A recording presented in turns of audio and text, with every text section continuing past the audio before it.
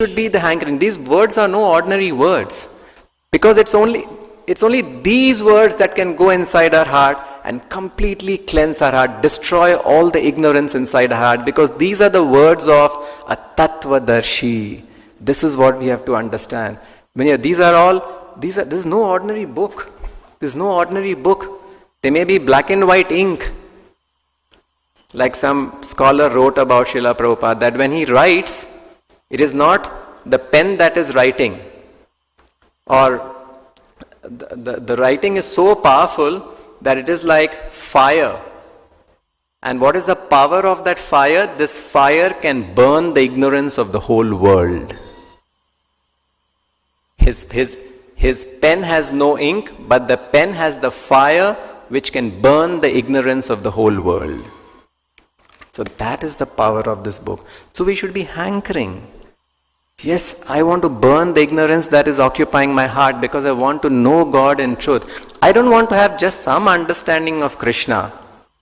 And how do you know whether you've really understood God in truth in Tattvataha? Then with that enthusiasm you will engage in devotional service. You will become very serious for Krishna consciousness. You will want to finish Krishna consciousness very quickly, turnam. And you will do it with great force, tivrena. These are the words mentioned in the Srimad Bhagavatam. With great force, because this is everything in life. We have nothing else except practicing Krishna consciousness and achieving success in this life. That's our only mission. And life is so short, any moment anything can happen. So, hankering for reading, hankering for hearing. Just like you see Rupa Goswami, he's saying this holy name is so nectarian that when I'm hearing, I'm feeling that, this 2 ears aren't sufficient and one mouth isn't sufficient, because he's hearing. Again, in chanting also. So hearing is the key. In chanting, hearing is the key. Reading also, reading is anyway hearing. So you're saying, I want millions of mouth and millions of tongue and billions of ears, so that I can hear and relish the holy name. So we should hanker to hear, at least with this expectation or with this understanding. Why do people expect to do big things? Because they know the result is very great. If I become the CEO, I'll get so much of money. He has not seen the money now, right?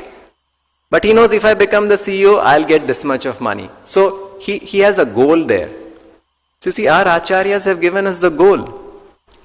Rupa Goswami says, it is so nectarian, Krishna Dvai. And just these two words, Krishna Dvai, Krishna, 2 syllables, is so nectarian, so tasty, that he is asking for millions of tongue and billions of ears. So Rupa Goswami is saying this, an acharya in the line of disciplic succession.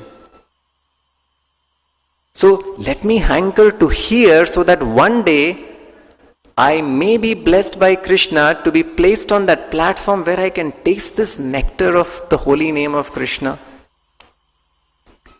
So this should be our desire. So these are the kind of goals that devotees should be pursuing after, should be thinking, should be meditating. I have a wonderful goal to achieve in this life, in this human form of life. What an ocean of nectar this holy name is. Anandam Buddhi Vardhanam. And Chaitanya Mahaprabhu is saying, Ananda Ambudhi. It's an Ambudhi, it's an ocean of Ananda. And that ocean of Ananda is also increasing. Pratipadam Purnam Tasvadanam. And how much can I experience? Every moment. Pratipadam Purnamrata Asvadanam. And every moment you can experience the complete expanding ocean. So how much happiness it is, it's left to our imagination. That's why Prabhupada very aptly compared the happiness in material life is like a drop. The highest happiness in material life is like a drop. And the happiness in Krishna consciousness is like an ever expanding ocean. Where is the drop and where is the ocean? So, This eagerness to hear should be the goal in life. If we are not developing an eagerness to hear, to attend class when it is there, to read Srila Prabhupada books, that is a sign that we are, you know what the sign is. The disease is still there. And the moment you make up your mind from today, hearing, and when you start hearing it may take some time because you have to get hooked onto it. And then after a certain period, the reading will be so relishing, it will be so relishing that you cannot give it up. So reading is our main duty, hearing is our main duty, we have no other duty. Shravanam is the main duty. If we are not strong in this main duty of hearing, then we will lag behind. It will be a long way to go. Spiritual life will become very monotonous, very mechanical, very boring. Mind will be giving hundreds of problems. Mind will go here and there. Just hear. In the Bhagavatam, there is one more example. Like we know Rupa Goswami asked for millions of years or billions of years. There is one more example, one more great devotee who asked the same thing. So Prithu Maharaj, he is the devotee. Prithu Maharaj, when he was performing the horse sacrifice, and you know the whole story how Indra stole away the horse, and then there's a whole story about that.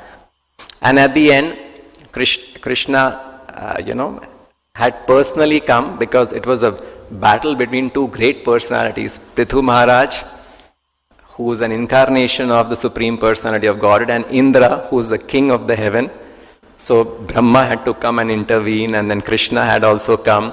So when Krishna came, Prithu Maharaj offered very wonderful prayers to Krishna.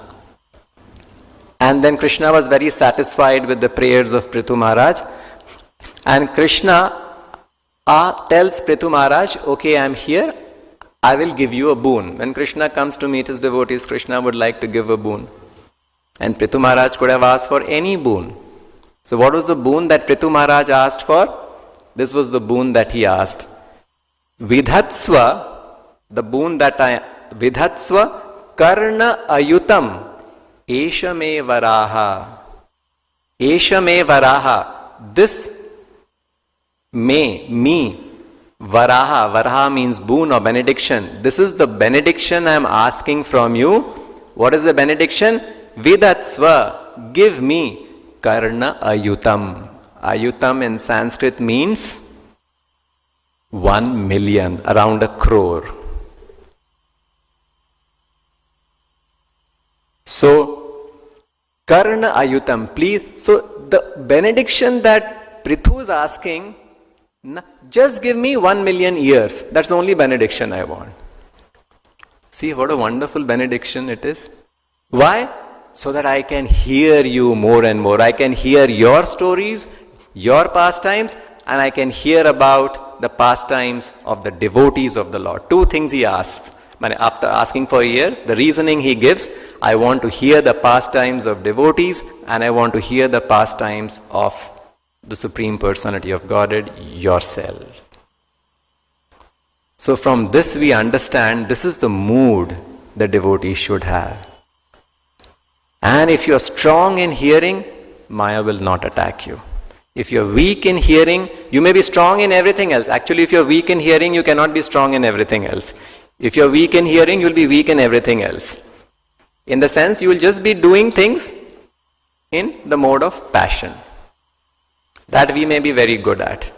But if you have to do things not on the passionate platform, on the platform of goodness, yes, right now we have passion, so we have to do things. We have to engage in Krishna service. That is correct.